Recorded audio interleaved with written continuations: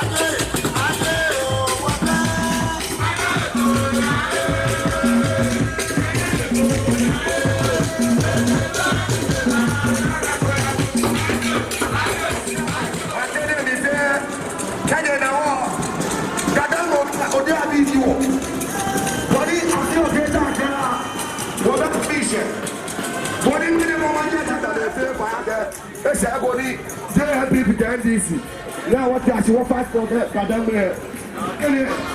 What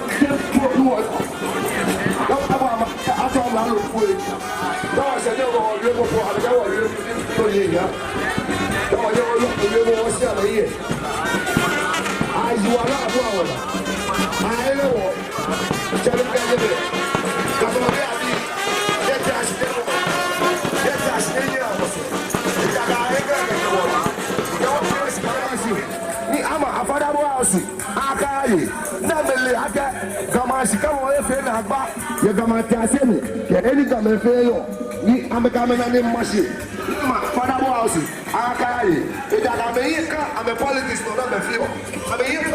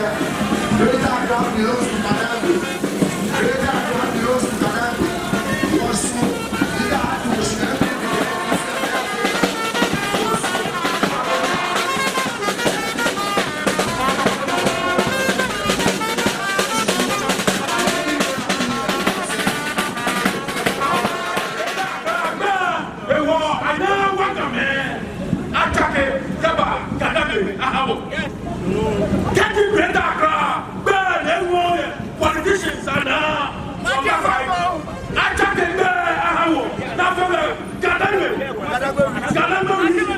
Gadangme State. I know we'll be a great actor. They're trying to shout again. What are polyclinic machine? Akuma, the Bezan, and now they're away. Because not all, get that crowd, not all, or I can fight. Get that crowd. There's more your politicians now. What about the fire? Attack it, not Gadangme State now. Because Greater Accra belongs to Greater Accra, Gadangme, come up here, Noni. Get back! The Miami Mololo. I'm going to find my driver now to score on it.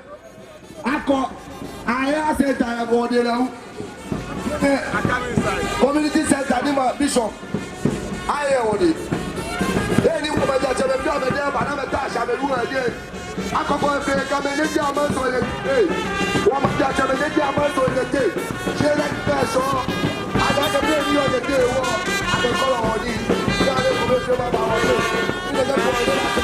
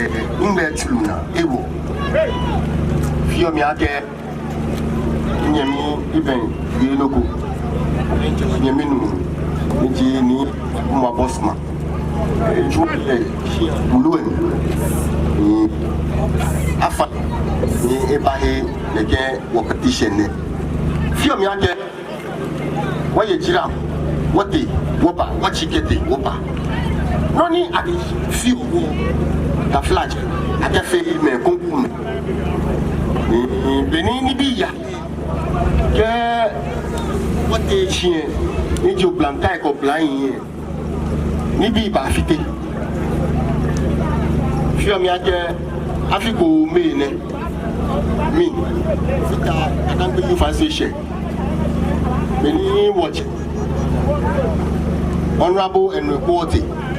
Get on a relocate Wakaye. What a press conference. What you go to Gumishka? Walk a piano. The Jagger won Nanuchumoni, eke e badebasa ga eyawo e jake ga e wo muji le befo wo piale que voulait dire au Kumishka press conference mon support les que Solomon que no fiano benwana a joué alors a relocate ça pour la bine ngojomo na aba clash bon jipon bakachi ede benwana akayama hostel en akai soit mini wo fe on a bon une porte pour que yo taflache noni ya no inu shishi ani taflache mini ni aklesh bon ate chumi na jashi bon haidani abagbo na lo on kenyi ke ishebe ke woyin to fedini o ba bote ni chuyan ni min bi akeshi na ga majue ni ke o ka ba majue be fe benije amoni ba ha permit alo moni ba ha boloni tu akesha abangma noko no many mani ndamena ame permit keje wana letter go akeshi na ngma letter kete office of vice president ekeshe leku chiwabi wo mayor ke original minister beta mi samele ko no ka mele no ama chamena mi ana honorable no ko temi kela ke enye chulo ko nje ku fa fi one man demonstration case e ja ke beni bi yale ko ko na yin ni bi ba fite wonyeme ni yola ni kwano na afia me wonyeme ni salaga ni machine ni akumo ne ke ko market ne na ka ba ma taflache dane kamete amata hunu mine ba mine change sempe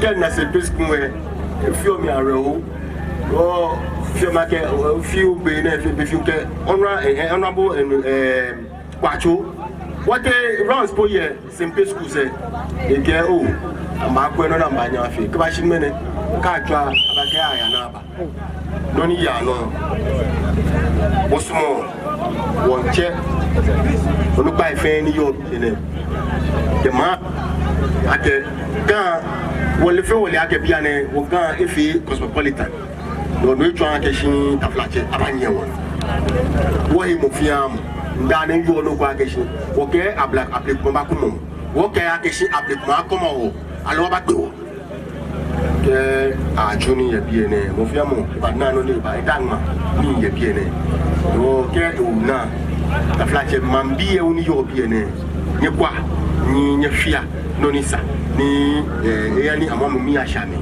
o fia ke nye komo biene ne ke o petition ne ni bibi mo la ke shimbo nyemi aduma bosman di ba he ni ke she presidency abakwe ni achuwe ni kema ke na ba machine fi o ma ke echencho na ba ya shpon o basu o pa wonyeme afai wonyeme boy afai akeshi amebu wo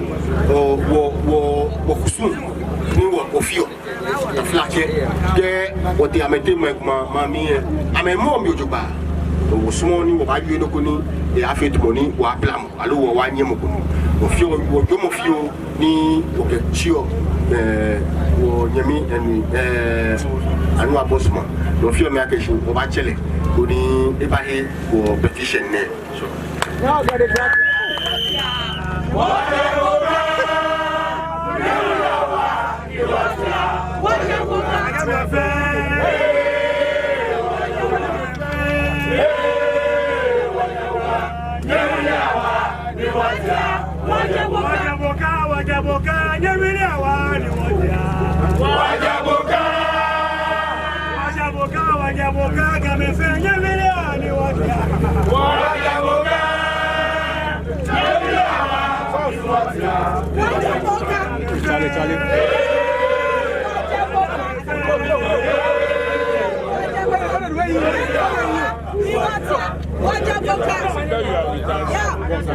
Let's take in the picture, then I will take it.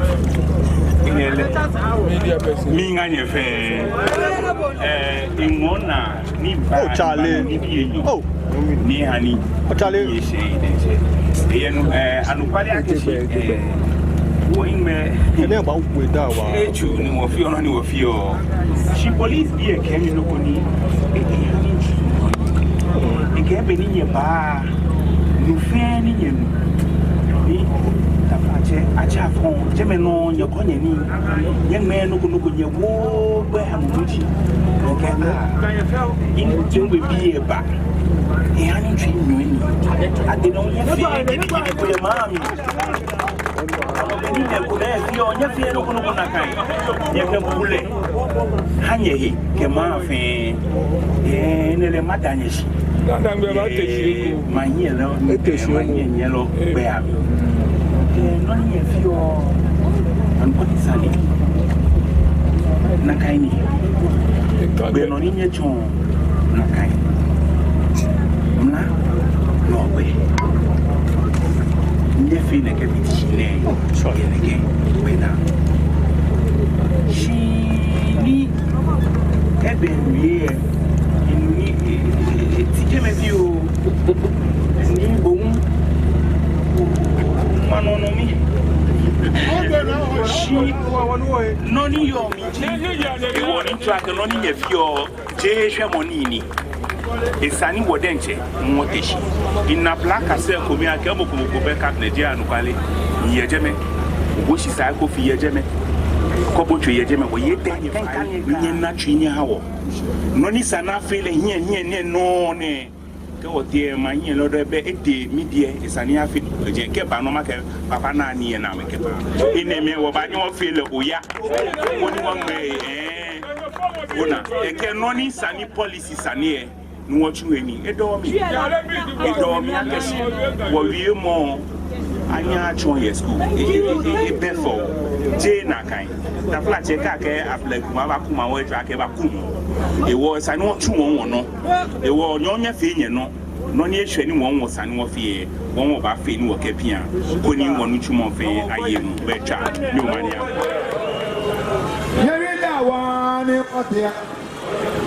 Wajaboka,